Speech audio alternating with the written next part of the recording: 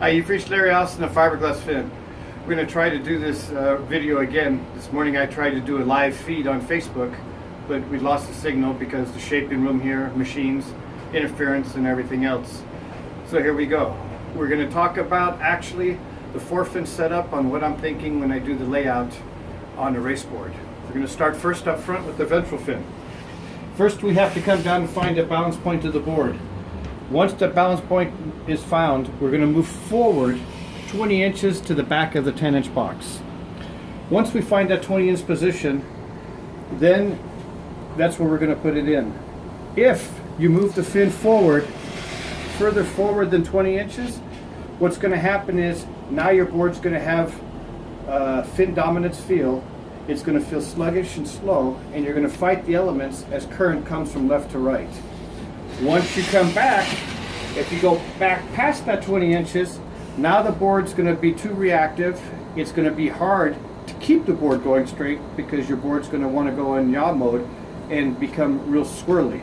So the 20-inch forward of the balance point is important because what that'll do is it'll not be noticed by water coming from the front of the nose. But if you have any side reaction going on, that's when the fin is noticed, especially when your paddle torques the nose. As that happens, the ventral fin will keep the board going straight, which aids in maintaining and creating projection off the fin. Also, having a ventral fin will let you downsize the rear fin so that you increase your glide because of depth in water, which is what Mother Nature recognizes. And finally, most importantly, you have stability under your feet because the ventral will create stability when you have rocking going under your feet. So you have tracking, you have stability, you have torque of the paddle, and you have aid in the rear fin. It's 3 templates of a ventral fin, but we'll talk about that in another video. So now as we move down to the rear, we're going to come to your twin fin layout. First thing in the twin fin layout, you have to determine if your center box is in the right location. You don't want to go under 16 inches from rail to rail. This particular board we had to move forward because of tail rocker and tail kick. So we had to move this fin box to 18 inches from the tail. Now once you determine your center fin placement, you then are going to come in a 1/2 inch off your rail line to make your first dot at the back. What I do here is I measure from the inside of the center channel to that dot. On this particular board will give me 9 inches. Once you create that dot, you then move all the way up to the front of the box, again from the middle to the outside line. You'll make another dot. That line will be your parallel line. That's the line you mark first.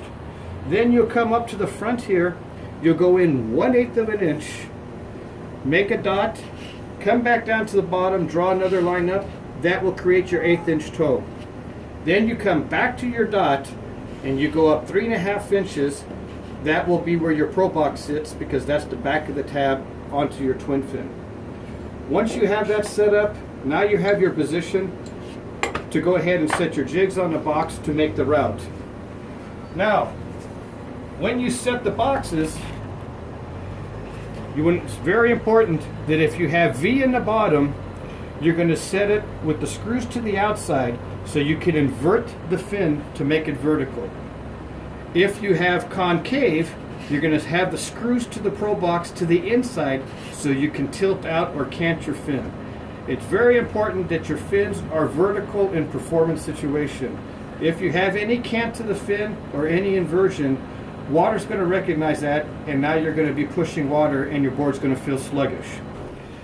So what happens, here we're going to show that when the flat side is in on your line, you'll notice that with flat in foil on the outside, your fin has a toe.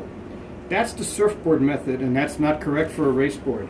Water will come down, hit to the outside here, causing the board to be reactive, and at the same time in a race board, causing you to have drag. In the race board world, you want to have your fin reversed. When you reverse it, notice now the flat will come parallel to the outside. Now your foil is on the inside. As water comes down, it will come down, not notice the rail, be directed to the tail. Once water is directed to the tail between the fins, what happens is water will come down from the fin, create the water snake, causing the tail to have lift to take the vacuum away, which is what happens with a single fin. In a single fin, water will crisscross on a square tail, sucking the tail down, and that's already a drag factor just off of a single fin. But in a Probox world, you don't have that issue. You're creating a water snake, and everything comes down the middle, creates the water snake, takes the vacuum out of the tail.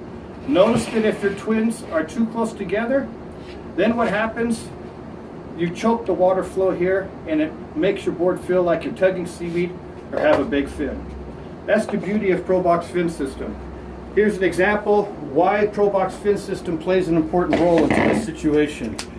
Because of the cant option of the fin, it has interchangeable cant inserts. You have 0, which is vertical straight up and down.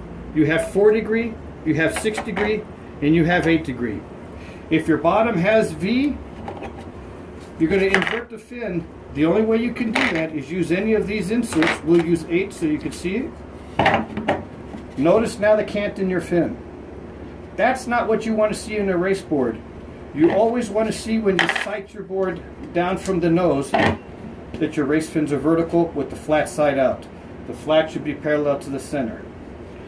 So I hope that helps you in understanding what happens with a 4-fin setup.